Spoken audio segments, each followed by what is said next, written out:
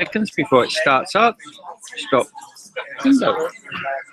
Welcome everyone to a wonderful dinner, happy hour. Hope you all enjoyed it. It's my esteemed honor to introduce our next presenter. She is my co-leader for the Jacksonville Support Group, and she's going to talk to us about caregivers. Sorry, Stephanie is going to do the computer. So she can ask Stephanie, so she knows it's going to happen now. Oh dear, I failed my introduction. I'll try again tomorrow. Stephanie. Welcome in, Pacowta. I was just going to say, she said everything but my name, so I can make it up when I get here. Diana is my co-leader. If you're done eating, you turn around, we're going to have a little slideshow, movie tone, you know, in the news and the cartoons, like those of you who remember the movies way back then when they did it that way. Yes, my name is Pacowta, and Diana and I run the Jacksonville Multiple Myeloma Support Group. We're going on 10 years. It'll be 10 years this December, and I see a number of my support group members here. It's really great. How many of you do belong to a support group? Most of you. Those who haven't put your hand up, look around and see the ones that did. Like, you don't belong there. You don't belong anywhere. You big tease. Really, if you're dealing with myeloma, I do suggest you get into a support group. You know that old saying, try it, you'll like it.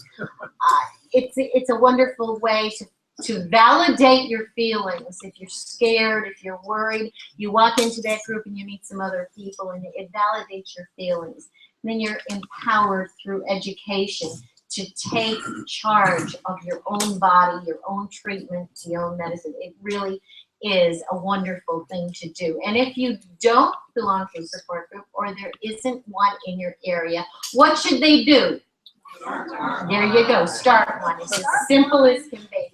Anyway, I work for the IMF. I'm the support group director for the state of Florida. We have about 20 support groups here, and it is my pleasure to go and visit all of these support groups about once a year, maybe twice if they need some more help, and bring them some information, hopefully the latest of what's going on in the myeloma world. Let me tell you a little bit about the IMF before I get on to BSR. I'm talking in, you know, little acronyms here today. Oops, and there go all my cheat sheets. I have written things down because this is the first time I'm doing this particular presentation. I don't want to screw it up. There are 4 arms of the IMF, and they interact together to help myeloma families on their journey. As you can see, the education rolls into the support, research, advocacy, and back and forth. So there are 4 distinct arms of the IMF, but they all work together, and they're all there for you. The IMF is the oldest and the largest foundation for myeloma. It started way back in 1990 with 3 people in a garage with a typewriter, a TV tray, and a folding chair. Unfortunately, one of them passed away. Have you ever heard of Suzy Novus? Brian Novus was her first husband, and he was diagnosed with myeloma. And they had never heard of it. Doctors didn't even know. They told him, go home and get ready to die, way back in 1990. So they searched and searched and searched until they found the best myeloma specialist they could find, and that was Dr. Brian Dury from Scotland.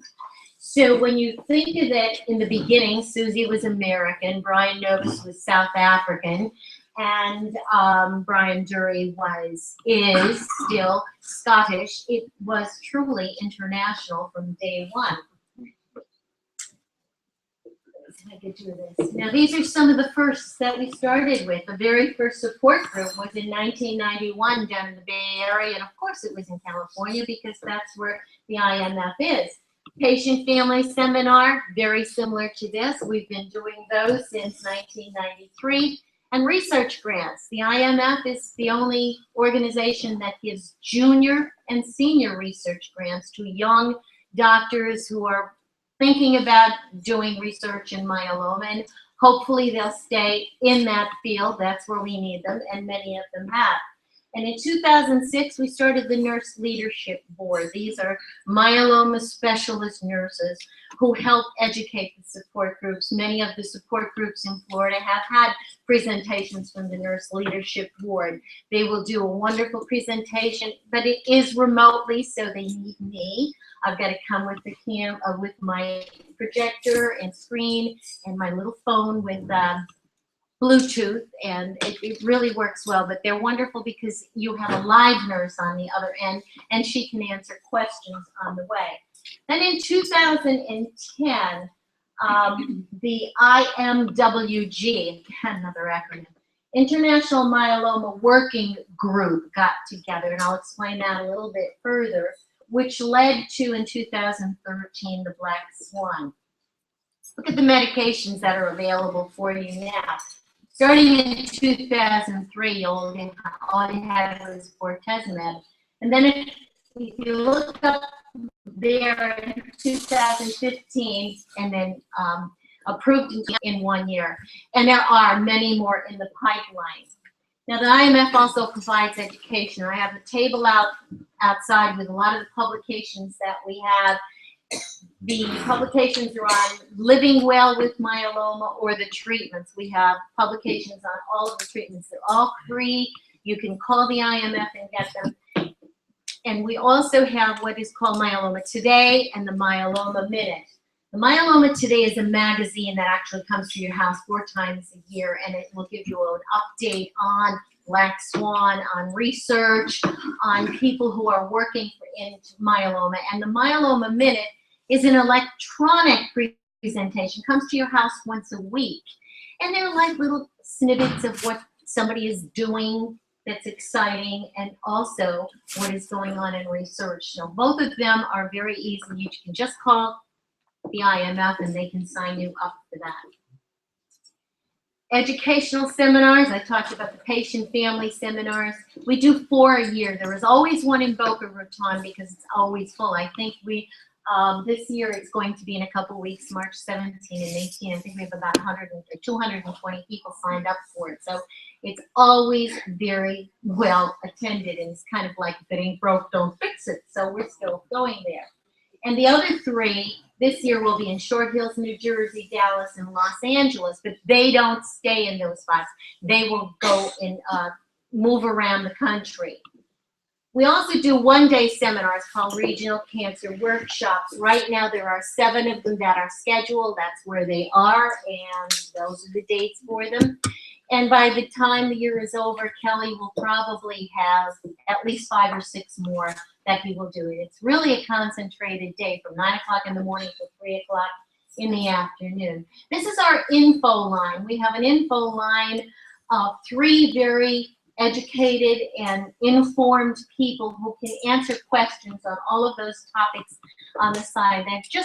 They're not just answering health questions and treatment questions, but they can tell you where you can find a myeloma specialist, how to get transportation, how to navigate your insurance, how to get some funding to help you. As you know, these drugs are not cheap.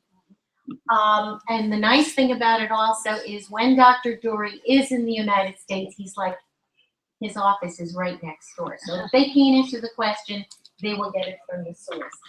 I will say one thing, the number up there, 1-800-452-CURE. The nice thing about calling the IMF, you get a person. You don't get it. If you want, press 1, and if you want, press 2. You will get a person who will greet you and say, how can I help you? And you just tell them, I need transportation. Who shall I talk to? My doctor tells me I need a stem cell transplant. And I don't know if that's the right thing to do, but I will tell you, don't call them at 7 o'clock in the morning because they are in California. Nobody's going to answer you. Here is our team. This is the support group team. There are 5 of us. As I said, I do Florida. The rest of the country is up to the other 4. They do a really great job. We have 150 support groups in the United States that the IMF helps. We sustain them, support them, and visit them and help them. We're in transition very often. I was just talking to someone about how the leaders sometimes burn out because it's a lot of work. You have to be dedicated, And many of them are myeloma patients themselves, so they're dealing with that. I myself am not a myeloma patient, but I've walked in your shoes because I am a surviving spouse of a myeloma patient. So I've been there, done that. I know what your families are going through. What does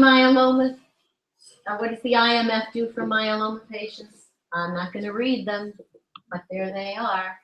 We have some pictures here of some groups, myeloma groups. Every group has its own personality. So as I go out to visit the various groups, I have to tailor my visit to their personality, or else they adjust to mine. I'm not sure, one or the other. We also print name cards. There are some on the table there from Brooksville and North Tampa. And we do flyers. And we create a group website. And it is updated whenever you want to. We spearheaded March as Myeloma Awareness Month a number of years ago. There was Blood Cancer Month and Heart Month and all different months. And we said, well, you know, myeloma might be an orphan disease, but we're going to yell. We're going to tell everybody we are here. So after a number of years of it being myeloma awareness, now you're aware of myeloma, what are you going to do about it? So it is now Myeloma Action Month. We have a website if anybody's interested. It's MAM, M-A-M, Myeloma Action Month, myeloma.org. And there are a lot of things on that website. I don't have a little, does this have a light in it, John? No. That doesn't, okay. Over there, patient action letter, which is downloaded, which you can take to your physician. We're talking about primary care physicians, dentists, eye doctors, who might see something a little strange when they're testing people, but they don't know what to look for. So this letter tells them, be aware of these particular malnormalities. Not malnormal. Thank you, ab. It's not a mal, it's an ab. Abnormalities in a person's blood work that may indicate that they need more testing, that myeloma is there. There's also a press release. You can put your story on it. So if you're interested, it's really a cool website, and it is mam.myeloma.org. So we try to empower you. If you are educated, you are ready to help be a partner in your healthcare decisions with your doctor. Don't sit back and let them do all the, you're going to do this, you're going to do that. You really have to be aware of what's going on. To the left, the large picture there, and that is the Support Group Leaders Summit. Once a year in July, the IMF brings 100 support group leaders to Dallas, Texas. Why do we go to Dallas in July? Because nobody else wants to. Anyway, this is a place for leaders to interact and learn from one another, how to facilitate, how to handle things, what do your groups want, what do they not want. That was, I think, I don't know what year that was, doesn't matter. Actually, I'm there, so it was at least within the last 5 years. So they've been doing that for 18 years. Have any of you heard of ASH? You know what ASH is? It's a huge meeting of thousands and thousands of doctors, just talking about hematology, leukemia, lymphoma, myeloma, any blood cancer. Well, the IMF takes, how many? Doesn't say.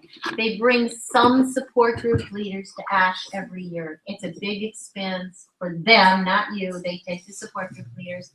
They want the support group leaders to be able to blog and tweet what they're learning on the level of a patient, because what is presented there is very, very technical. It's doctors presenting to doctors, researchers presenting to researchers. So if you as a patient go there as just a lay person, and you can then maybe report back what it means to you as somebody dealing with myeloma. Pat used to go. In fact, the last year before he passed away, he was at ASH with his mask and no hair. And I looked at him and I said, Pat, you should be home getting healthy. But he was so dedicated that he was there. Patients who attend myeloma support groups do better. Why? Because they can handle their disease a lot better. This kind of tells you a lot. If you're alone, you're unsupported, it's like being in a pressure cooker. Everything is, it's all right here. There's no way to release the pressure. If you're in a support group, when you share with someone, you're releasing that pressure. When you hear from someone else what they're dealing with and what they're doing, you can handle what you're dealing with a lot better. So support group members do better. All right, so these are the four: education, support, research, and advocacy. But you came here to hear about research. So now I go to my cheat sheets because I'm not that great about research. So I already told you that we're the only ones that do junior and senior grants. So this talks about the grants. Utopia. What would be utopia for myeloma patients? To have a cure, right? Well, just imagine how many love the bone marrow biopsies? Aren't they fun? I mean, really. Well, imagine if we just had a simple blood test that you could go and have and understand where your myeloma is. So this is what we're doing here.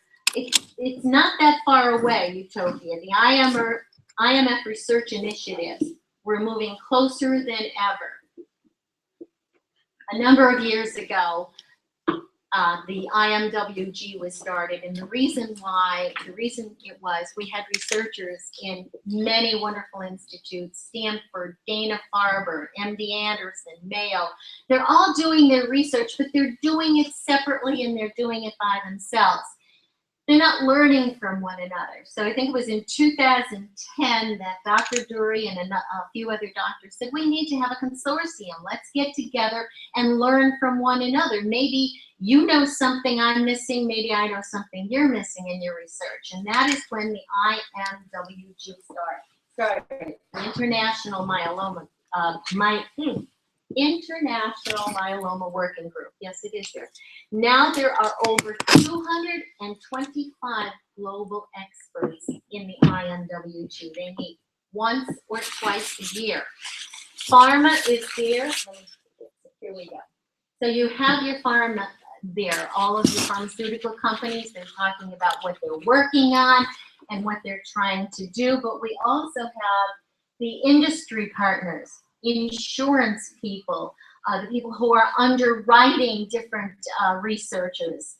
So they are all there, but pharma and industry don't contribute. They listen. They're just auditing so they can better understand the concerns and the pressures that the patients have.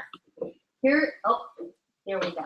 This is what the IMF is doing. They're developing new diagnostic criteria, methods and recommendations. They want to ensure that we have patient-focused discussions. They have always been patient first because it was started by a patient with myeloma. This is an actual agenda from an IMWG meeting. This was in Copenhagen this past year, 2016. And look at the things that they're talking about. The opening lectures are screening for MGUS. Now we are finding smoldering. Now let's see if we can find MGUS, people with MGUS, because the earlier it is found, the easier it will be to treat and possibly cure in the future. Presentations and discussions. Can we cure myeloma? This is what everybody in this room really wants to know. Can we cure? Then debates and in-depth panel discussions. Early versus delayed transplant. Well, we're still talking about that. Should it be upfront treatment or should it be later? Okay. Now, the International Myeloma Group, they're working basically 4 different ways. They have their summit where they meet. Then they do scientific publications every year. Then they're trying to set a treatment guideline for patients. What is the first course treatment? What do we do next? What do we do after that? And then also with pharma in the room, they're talking about cost-effective methodologies. However, when you look at it, you have the best studies, novel therapies, global partnership, and right now, the emphasis on making myeloma a chronic disease. We're not yet at a cure, but we're getting there. Right now, this is the scope of a myeloma patient. Way over on the left at like 9 o'clock, the red circle there, that's somebody newly diagnosed. So they go on an induction treatment. What happens after a while? Relapse. So then you'll put on more medication. Then there's another relapse, put on another medication, a new treatment, and on it goes until possibly some come up with a secondary